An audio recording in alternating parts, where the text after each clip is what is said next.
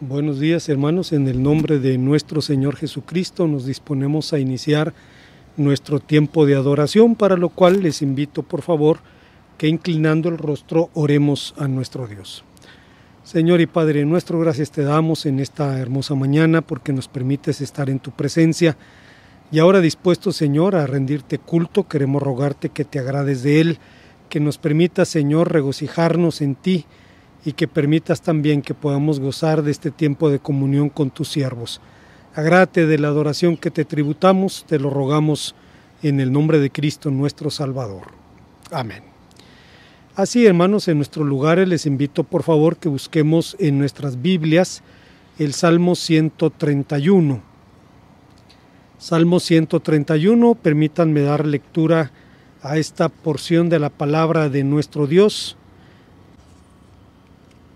La palabra de nuestro Dios dice: Señor, no me he envanecido en mi corazón, ni mis ojos se enaltecieron, ni anduvieron en grandezas, ni en cosas demasiado sublimes para mí. En verdad, me he comportado y he acallado mi alma, como el niño destetado de su madre, como el niño destetado está mi alma. Espera, oh Israel, en el Señor, desde ahora y para siempre. Les invito ahora, hermanos, por favor, que busquemos en nuestras Biblias el Evangelio según San Lucas, el capítulo número 4, para dar lectura a los versículos 1 al versículo número 13.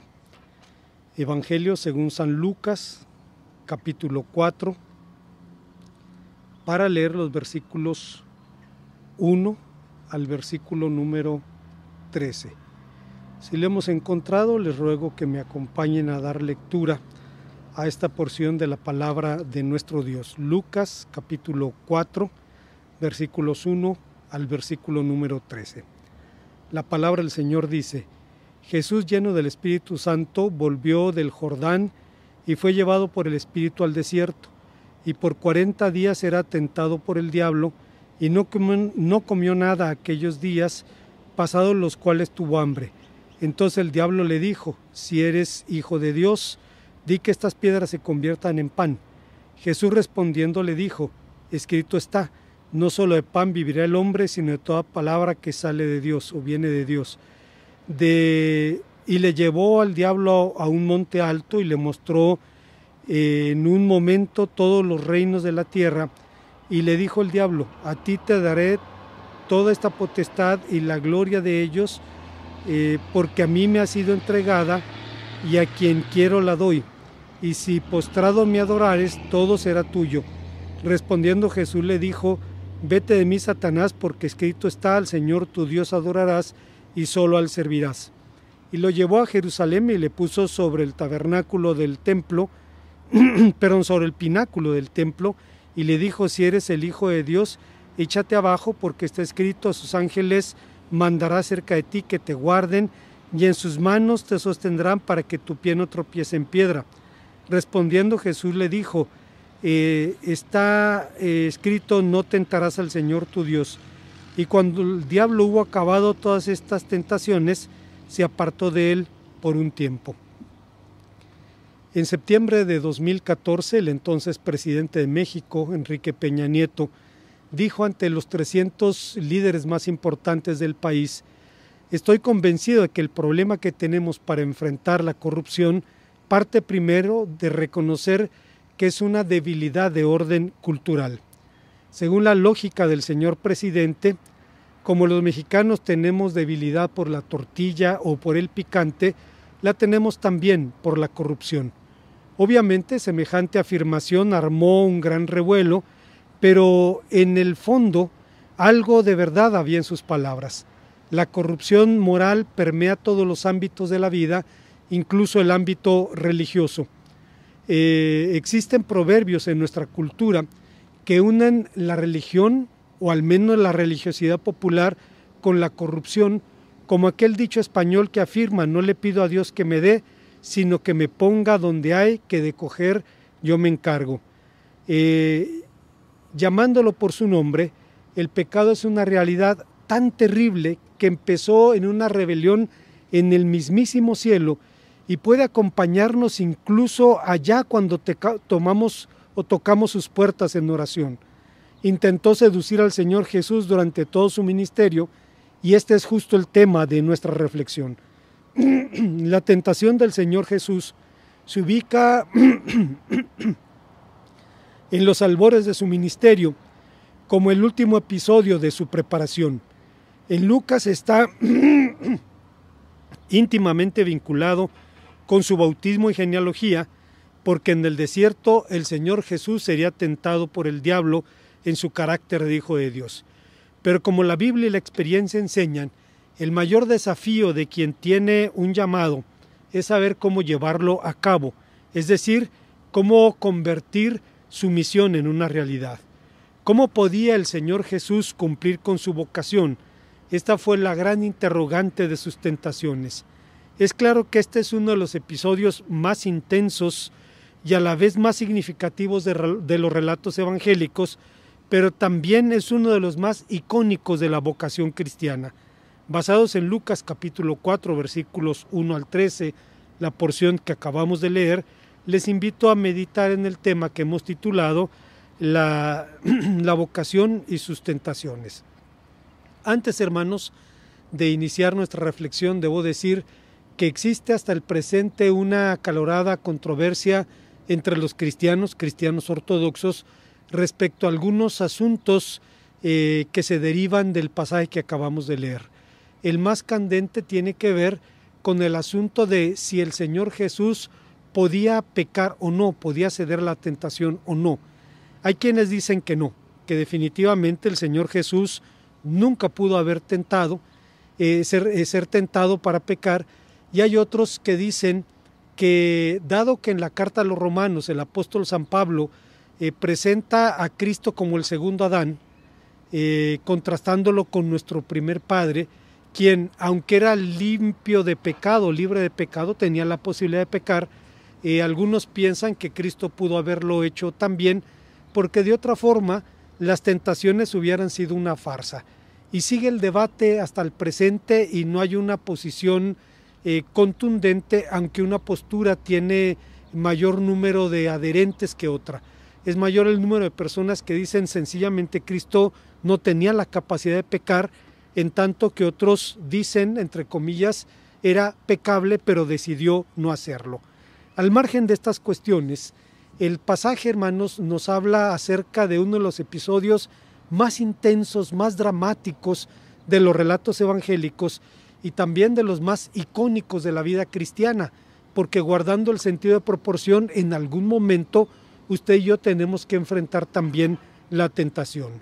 ¿En qué consistió concretamente, o en qué consistieron concretamente las tentaciones que el Señor Jesús debió enfrentar? Yo encuentro cuando menos tres. La primera tentación fue la tentación del egoísmo. Por su origen geográfico, el cristianismo estuvo inicialmente ligado al desierto. Se dice que los pueblos del desierto fueron monoteístas porque, a diferencia de los animistas, de los paganos, que veían deidades y espíritus en cada risco y en cada bosque, los hombres del desierto tenían un panorama más amplio de la creación y por eso pudieron decir: los cielos cuentan la gloria de Dios y el firmamento anuncia la obra de sus manos. Podemos ver cierta lógica en esta idea, pero la revelación contenida en la naturaleza es insuficiente para conocer verdaderamente a Dios. Para tal fin es imprescindible la Biblia, es decir, ese récord escrito que Dios ha dejado de sí. Al margen de estas cuestiones, el Señor Jesucristo solía orar en los lugares desiertos, buscaba allí la comunión con el Padre, dice Marcos capítulo 1, versículo 35, multiplicó allí los peces y los panes, según Mateo 15, 33.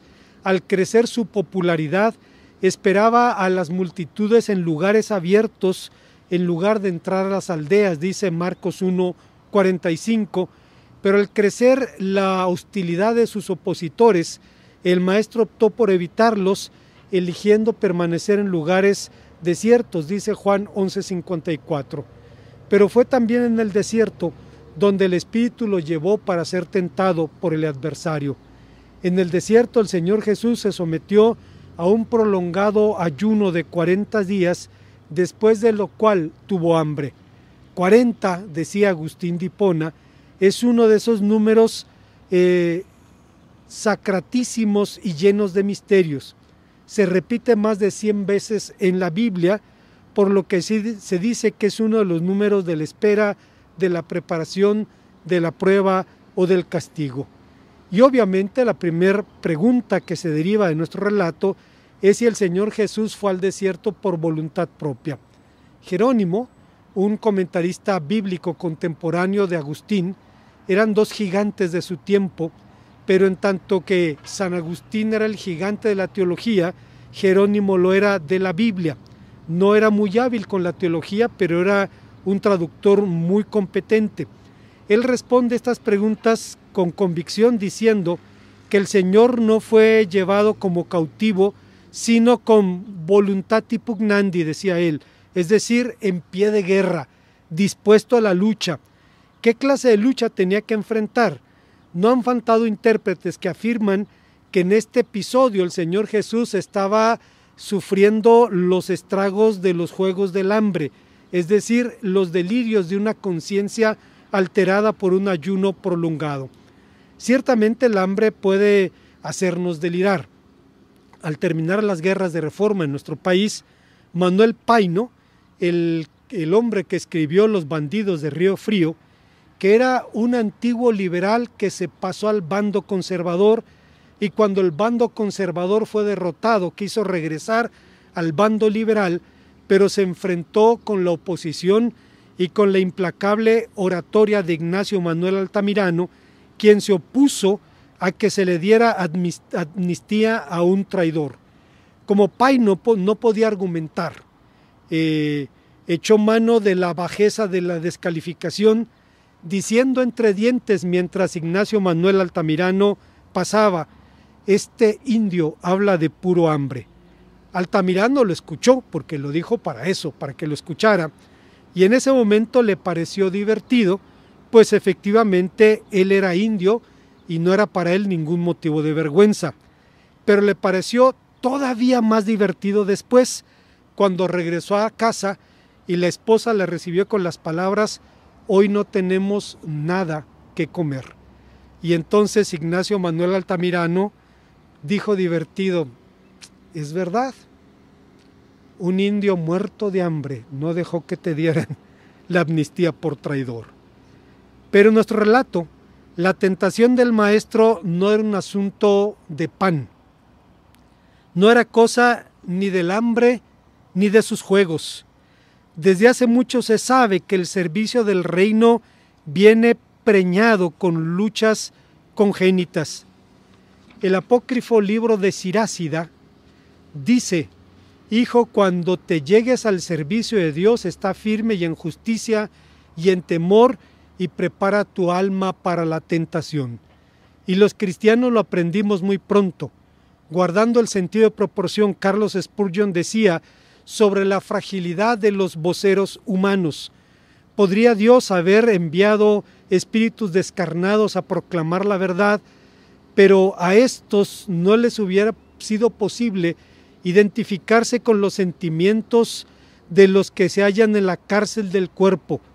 Podría haber dado a los ángeles el cargo de evangelistas, pero sus atributos celestiales no les hubieran dejado compadecerse de los ignorantes.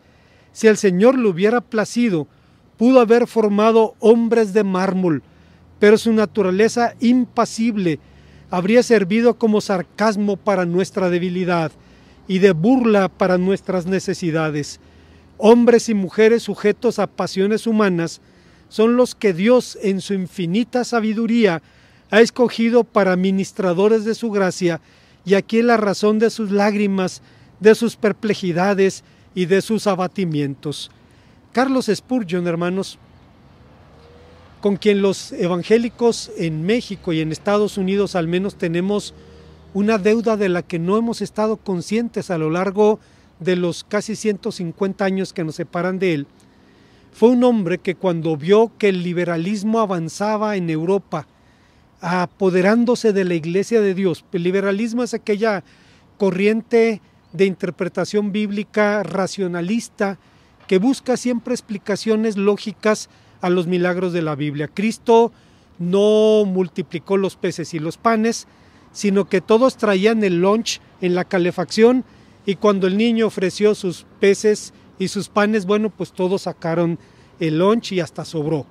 Cristo no caminó sobre el agua, caminó sobre la orilla, sobre las piedritas que había puesto de antemano por allí, pero los discípulos creyeron que había caminado sobre el agua. Este tipo de interpretaciones se popularizó en Europa y llegó a los Estados Unidos, y Charles Spurgeon tuvo que luchar contra ella. Dedicó su vida al ver, hermanos, concretamente entre los bautistas, el crecimiento de esta postura. Y con dolor en el alma separó a su iglesia de la Convención Bautista de Inglaterra porque no podía compartir la fraternidad con personas que se burlaban de la Biblia, que hacían chistes de lo que enseña la palabra del Señor. Contrajo un problema, una nefritis que finalmente lo mató, y escribió en el tiempo en el que estaba enfermo un libro que se llama Cartas desde el Sufrimiento. Está en PDF, si usted quiere descargarlo, es una joya que nos habla acerca de la situación de Spurgeon. Él decía que Dios debe tener propósitos para permitir cosas que no podemos entender. Y dijo algo muy interesante: y preferimos dejar 1000 preguntas sin respuesta antes de dudar de la sabiduría, de la bondad y del poder de Dios.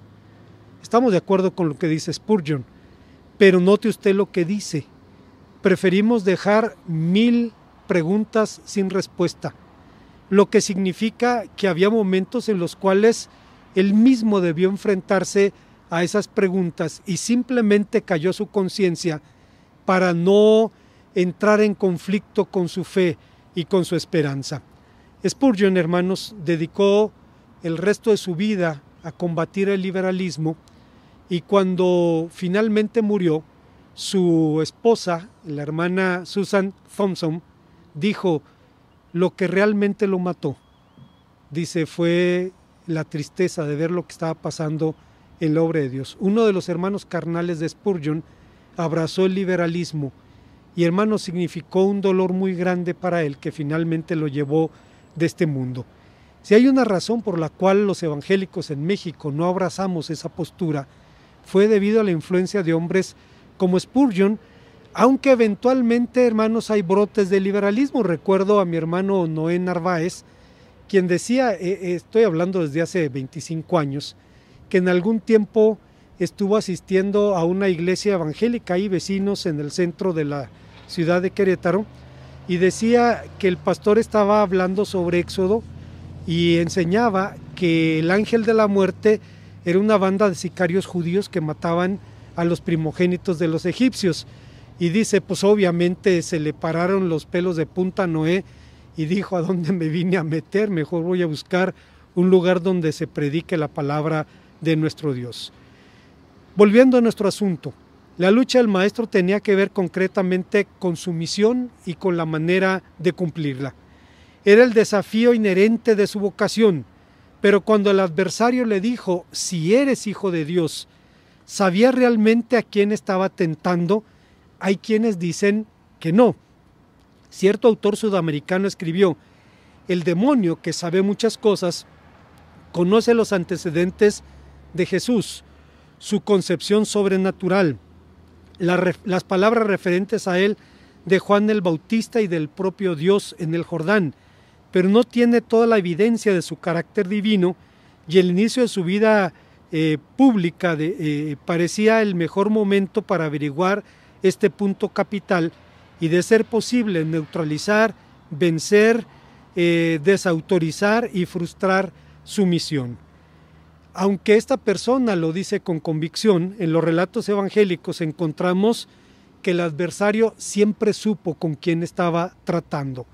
De otra forma, ¿cómo podremos entender la masacre de los infantes ordenada por Herodes? propuso aquí el adversario una invitación injustificada a la obediencia. Una lectura superficial puede darnos la impresión de que el enemigo trataba que el Señor demostrara que efectivamente era el Hijo de Dios. El sí condicional que emplea la Reina Valera 60 refuerza esa impresión. Sin embargo, un ataque diabólico no podía ser tan básico, no podía ser tan ingenuo.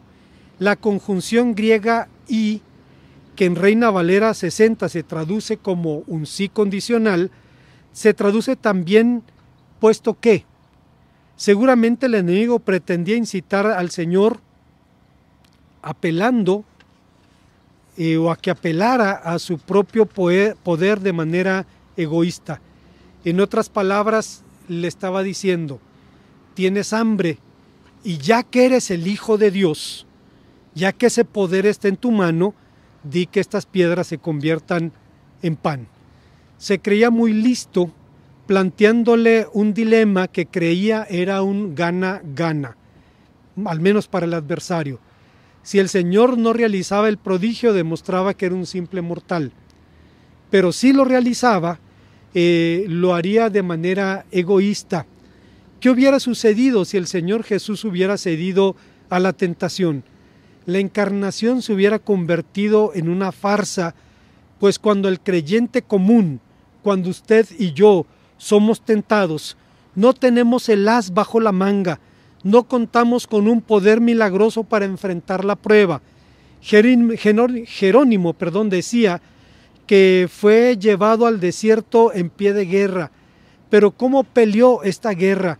No lo hizo lanzando chorros de agua bendita, ni anatemas, ni conjuros. No lo hizo usando imágenes o crucifijos, ni siquiera echando mano de la oración. Tampoco lo hizo atando demonios, rompiendo maldiciones generacionales, etcétera, como algunos chiflados creen hacer. Enfrentó esta lucha con la palabra de Dios, declarando con su vida y con sus labios su absoluta confianza en el Padre, marcando así la pauta para todo verdadero discípulo. Peleó la guerra mediante aquello a lo que Bonhoeffer llamaba la obediencia sencilla. La palabra de Dios decía algo y el Señor Jesús simplemente lo hacía. Voy a extenderme un poco más en este punto porque es un asunto importante. Existe un hermano, Robertson McKinley, quien escribió un libro de discipulado que nos habla acerca de la vida en el Espíritu. Y el hermano dice que en alguna etapa de su vida, cuando entró a la universidad, entró en crisis de fe. Sus maestros se burlaban de su fe y sus compañeros también, y el hombre empezó a tener dudas sobre la veracidad total de la Escritura.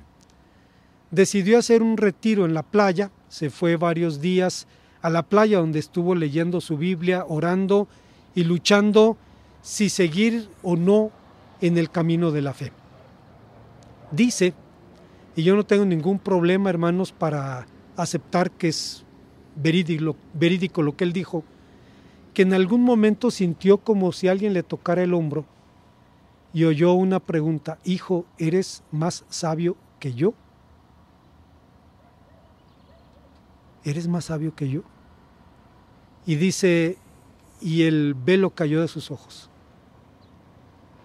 Dice, si el Señor Jesucristo, siendo quien era, dijo que ni una coma, ni una tilde pasará de la Escritura, siendo quien era, lo dijo así, ¿quién era yo para poner en duda la veracidad de la palabra de Dios? Y entonces tomó la decisión que todo verdadero creyente debe tomar cuando tiene dudas. Tiene dos opciones nada más: o sentar a Dios en el banquillo de los acusados y dejarlo allí hasta que no satisfaga mis preguntas, o aceptar que Dios tiene razones que, aunque yo no entienda, Él sabe por qué hace lo que hace, y si Él quiere algún momento podrá llevarme a la verdad. El hermano tomó la segunda alternativa.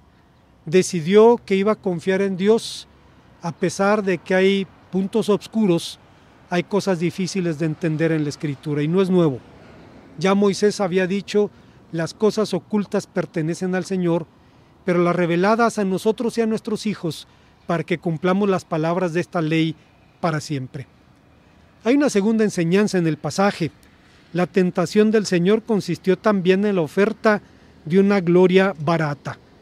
Después de la respuesta del Maestro, el enemigo optó por un ataque directo. Abandonó la Escritura, se quitó la máscara y descubrió sus intenciones. Su intención era apartar al Hijo de la comunión del Padre. De inmediato surge la pregunta de si el enemigo podía llevar al Señor Jesús de un lugar a otro, si en verdad existe un lugar desde el cual se puedan contemplar todos los reinos de la tierra y su esplendor. La respuesta es clara. Ese lugar no existe, ese monte no existe, ni en Palestina ni en ningún otro lugar del mundo. Así que posiblemente semejante tentación haya surgido en la mente del Señor o fuera producto de una visión como con tanta precaución sugería Juan Calvino. Pero en ninguno de estos casos la tentación dejaría de ser real. Es necesario recordar que ser tentado no es pecado y recordar que el Señor Jesús jamás cedió a la tentación. Es muy distinto con nosotros, con todo y ser llamados a ser partícipes de su misión.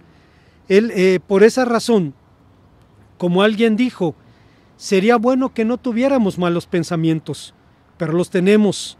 No podemos evitar la responsabilidad de nuestros errores, pero sí arrepentirnos de ellos. Cuando nuestra cabeza es pasto de pensamientos impíos, atrae aves de mal agüero y damos alas a nuestra condición. Sin percatarnos, anidan sobre ella. Pecado es ceder la tentación. Martín Lutero citó a un escritor inglés cuando decía: no puedes evitar que las aves vuelen sobre tu cabeza, pero puedes evitar que hagan un nido allí. Así que el primer ataque al desierto era tan atrevido como arrogante. Era atrevido porque ofrecía al Señor un reino sin cruz, y era arrogante porque le ofrecía al Maestro un reino ajeno, un reino que al adversario no le pertenece. Contra la herejía griega que afirma que el mundo material es implícitamente malo, la Biblia responde que el mundo físico es bueno, porque forma parte de la buena creación de Dios. Enseña que ni el poder ni la gloria humana son detestables por ellos mismos, menos aún cuando Dios los otorga. Enseña que el mundo pertenece a Dios.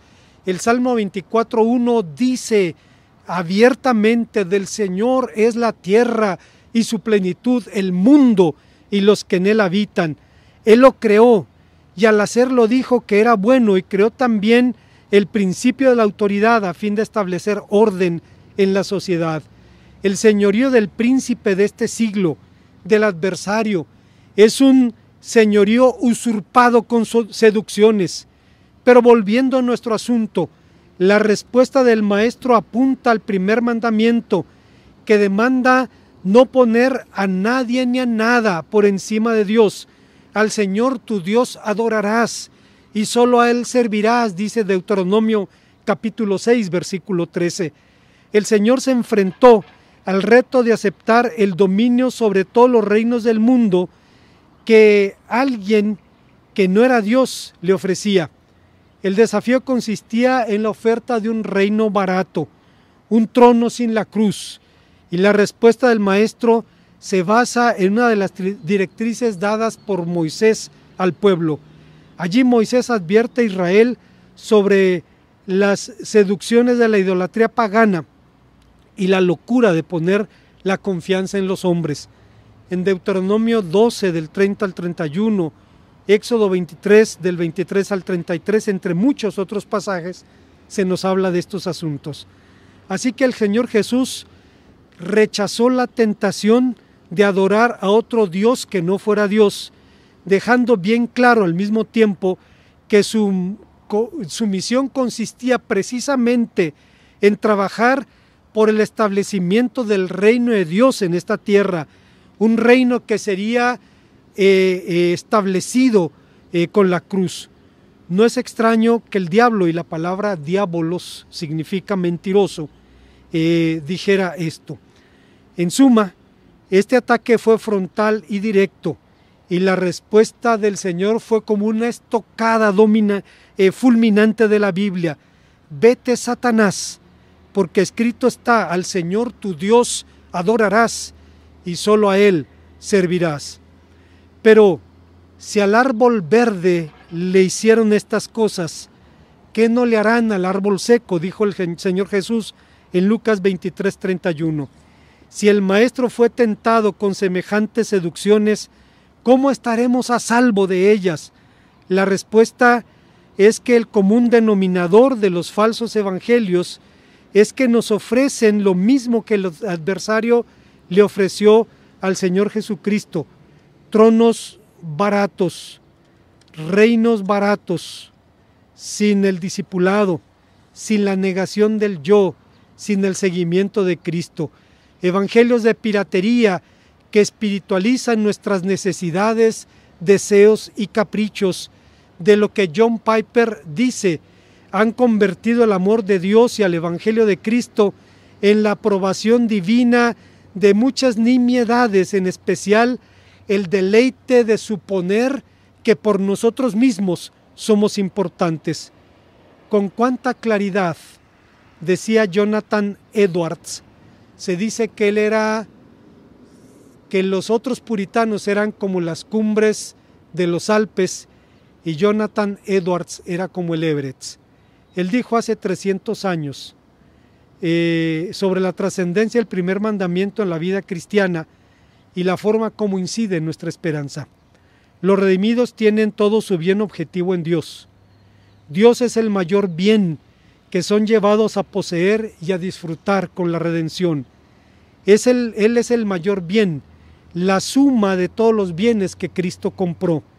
Dios es la herencia de los santos, la porción de nuestras almas.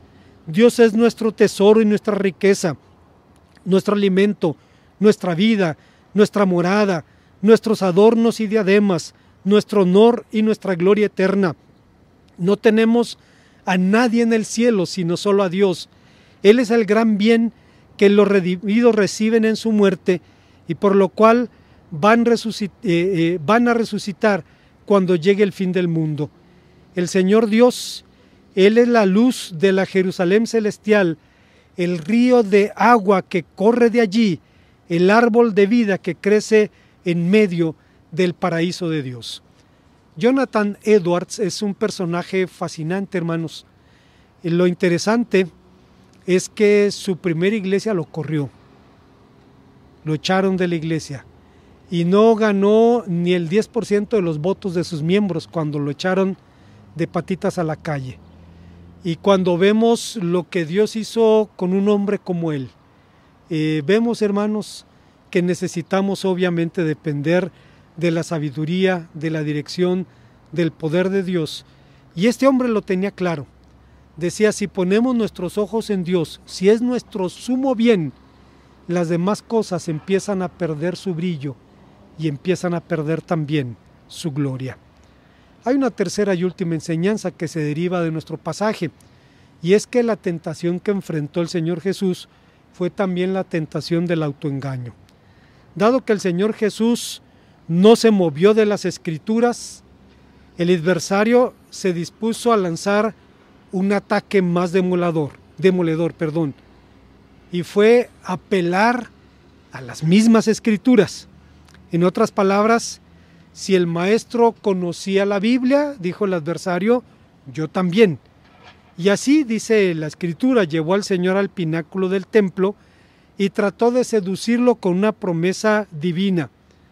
El pináculo del templo se refiere a la esquina donde se encontraba el pórtico de Salomón y la puerta real, donde desde las almenas había un vacío de 150 metros hasta el fondo del torrente del Cedrón, una altura de la que decía el escritor judío Flavio Josefo provocaba vértigos.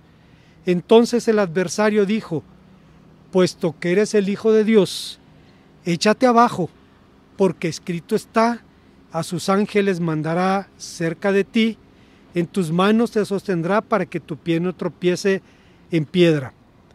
Desde una lógica puramente humana, entre paréntesis, o diabólica, esta cita adolecía de una importante, la oferta no era del todo descabellada. ¿Acaso no podría acreditarse como el Mesías prometido mediante un milagro semejante? Sin embargo, esta promesa bíblica adolecía de una omisión. En su discurso el enemigo evitó citar la frase: que te guarden en todos tus caminos, Salmo 91:11. Una vez más, queda claro que un texto sin contexto es un pretexto. Sin esta condicionante, es fácil creer que Dios ha prometido protegernos incondicionalmente, sin importar lo que hagamos o incluso a pesar de lo que hagamos. Pero el texto promete realmente protegernos en las sendas de la justicia, porque son esos los caminos de los que habitan al abrigo del Altísimo y moran bajo la sombra del Omnipotente. Buscaba llevarlo a manipular una sublime promesa divina. La trampa consistía en generar una confianza en las promesas del Padre, una confianza falsa, tan falsa como temeraria, como arrogante la desconfianza que había propuesto en la primera tentación. Ese fue el método de los falsos cristos. Apelaban a su propia lectura de las promesas divinas y trataban de probar su mesianismo con señales. Teudas el Galileo ofreció partir las aguas del Jordán para mostrar que él era el Mesías, cosa que obviamente nunca pudo realizar. Un aventurero egipcio prometió derribar con su palabra las murallas de Jerusalén, pero fue atacado por la guarnición del procurador de Judea y terminó desvaneciéndose vergonzosamente en la historia judía, y en Hechos capítulo 5, versículos 35 al 39 se nos habla de esto. Simón el mago prometió volar sobre Jerusalén para mostrar que era el Mesías, pero murió por causa de un pequeño desacuerdo con la ley de la gravedad. ¿Pretendía el enemigo que sucediera lo mismo con el Señor? No necesariamente, pues como antes señalamos, su intención primordial era incitarlo a una confianza en promesas manipuladas. ¿Cómo enfrentó el Señor Jesús este ataque? De la misma manera que lo había hecho anteriormente, con la palabra del Señor, recordándole una advertencia bíblica: no tentarás al Señor tu Dios. Deuteronomio capítulo 6, versículo 16. En otras palabras le dijo: ciertamente es bueno confiar en Dios, pero eso no nos da derecho a tentarlo. Un último comentario. Es digno de señalarse que pese a su naturaleza humana, el adversario no intentó, entre comillas, una tentación carnal contra el Señor.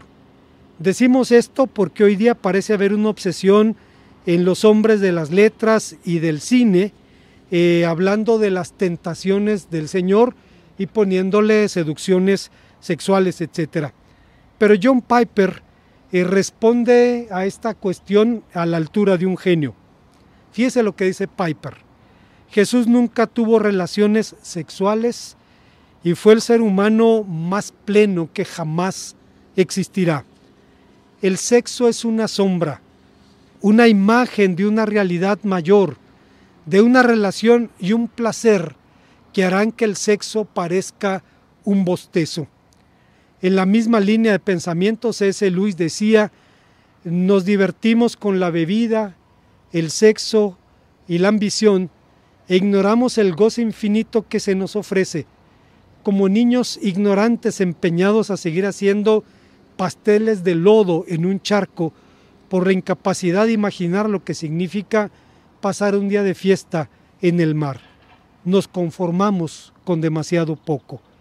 Es evidente que aquí estaban en juego cosas más trascendentales que la sexualidad humana, y aquí estaba en juego ni más ni menos que el motivo mismo de la caída de los ángeles y de los hombres, la soberbia, que es el pecado por excelencia. Como conclusión, como dijimos al principio, este relato es uno de los más dramáticos e intensos de los evangelios, y por lo mismo no ha faltado quien vea este pasaje como una mera parábola, como una narración simbólica de la lucha que el justo tendrá que atravesar en este mundo en su andar con Dios. Curiosamente, hermanos, con la paz de Constantino, la iglesia y el mundo llegaron a un impas, y entonces, desilusionado, Antonio Abad y con él toda una legión marcharon al desierto de Egipto y de Siria para escapar del mundo. Antes de Constantino la iglesia había sido perseguida, había sido probada duramente, pero cuando vino la paz, algunos se desilusionaron y se fueron al desierto para escapar del mundo. Pero aun suponiendo que hubieran escapado del mundo, de lo que no pudieron escapar era de ellos mismos. El venerable Tomás de Kempis decía: no puedes huir, porque a donde quiera que vayas, te llevarás a ti mismo. Desde entonces, y por siglos, quienes querían seguir a Cristo, creyeron que su única opción era salir del mundo, con todo lo que esto significaba. Uno de los biógrafos de Lutero dice al respecto: cualquier joven que tuviera ojos comprendía lo que significaba el monasticismo, es decir, hacerse monje. Podían ver ejemplos vivos en las calles de Erfurt.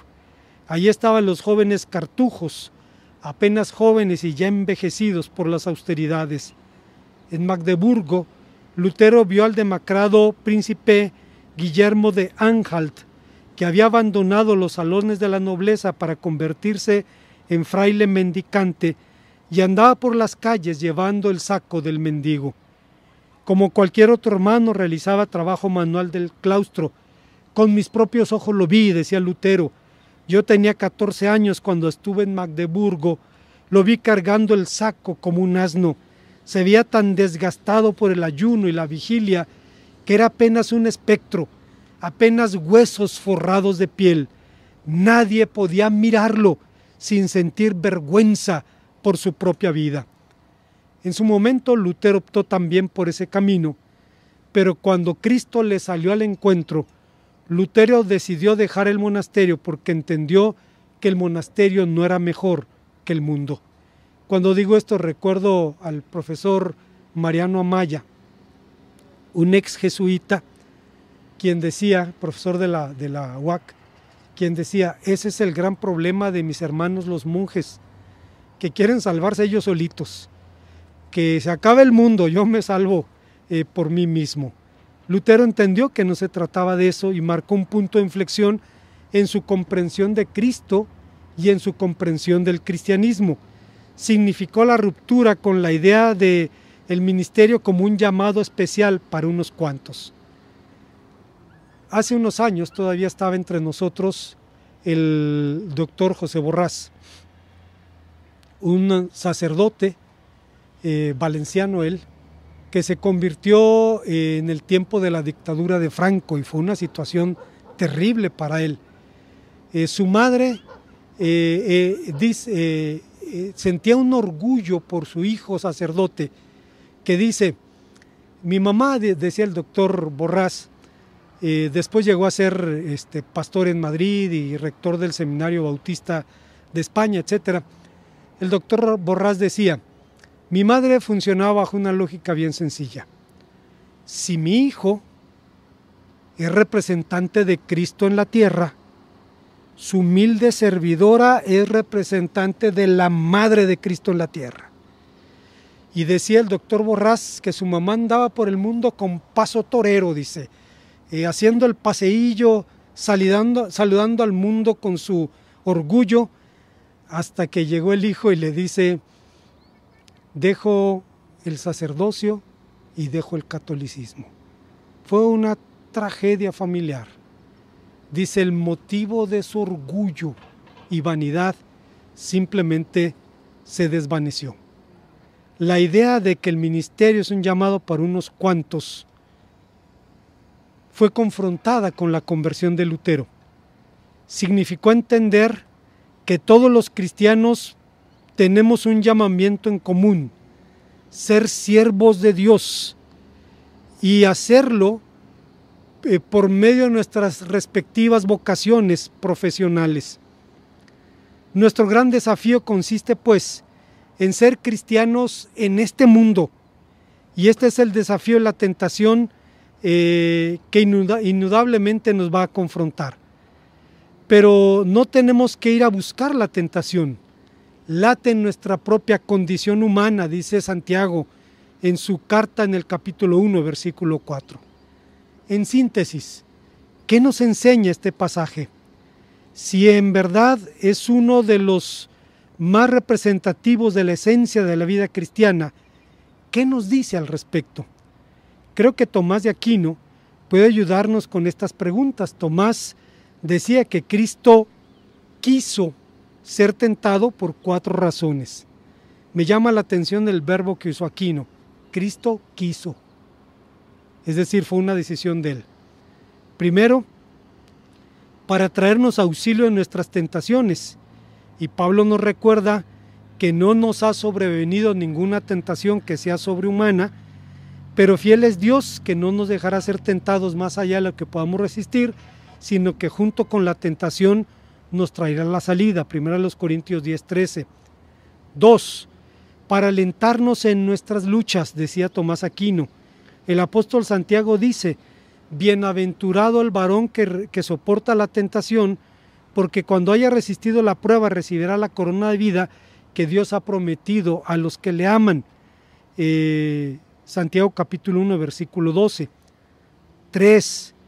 Como ejemplo a los fieles, porque no hay nada, y le reto en el nombre de Cristo a que me contradiga, no hay nada, absolutamente nada que Cristo demande en lo que Él mismo no ponga el ejemplo. Alguien me dijo en alguna ocasión: Cristo no se casó. No, sí se casó.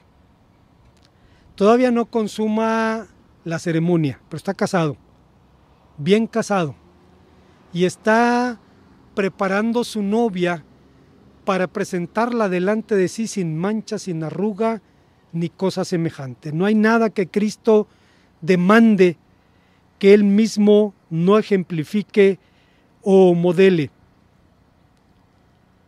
Y por lo mismo, como decía León Morris, si Jesús el impecable es el único que realmente conoce la plena extensión del poder de la tentación, y la conoce justamente por no haber cedido. Y 4, quiso ser tentado para ayudarnos y darnos confianza en la misericordia divina. El autor de la epístola a los Hebreos dice en el capítulo 4, versículo 15 de su carta: porque no tenemos un sumo sacerdote que no pueda compadecerse de nuestras debilidades, pues Él fue tentado en todo, igual que nosotros, pero sin pecado.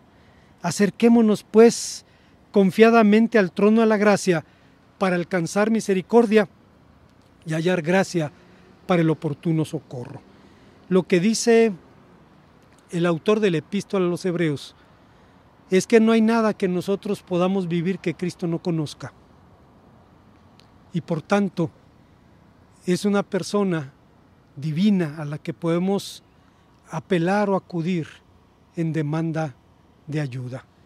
Un pasaje intenso, tiene preguntas difíciles de responder, pero a final de cuentas el testimonio de una lucha real que marca la pauta para que cada creyente pueda enfrentar la tentación así. En síntesis, la forma en que el Señor Jesús lo hizo fue ciñéndose a la palabra de Dios. Y no pudo ser movido de ese lugar. Que Dios nos permita, hermanos, hacer lo mismo a la hora de la prueba. Oremos a nuestro Dios. Gracias te damos, Padre Santo, porque nos permites una vez más ser partícipes de este tiempo, Señor, de adoración, pensando en Cristo, nuestro Señor y su ejemplo. Queremos rogarte, Señor, que nos permitas y nos bendigas y nos permitas poner por obra lo que tu palabra dice. En el nombre de Cristo, nuestro Salvador. Amén.